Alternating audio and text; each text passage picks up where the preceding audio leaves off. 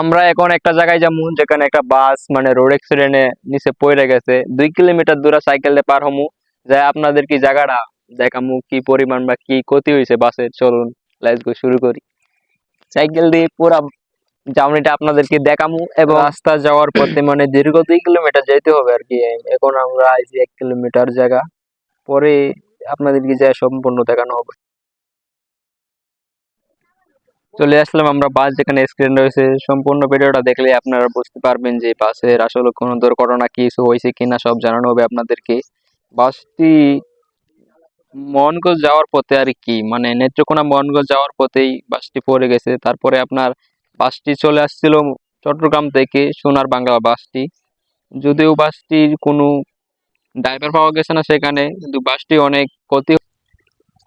চট্টগ্রাম থেকে আসা মোহনগঞ্জ রাস্তায় এই বাসটি অ্যাক্সিডেন্টে পড়া গেছে, মানে ব্রেক ফেল করছে। যদিও লোক কোনো অ্যাক্সিডেন্টে মারা টারা যায় নাই, লোক কোনো ক্ষতি টতি হয় নাই, তো সব মিলাই ভালোই আছে।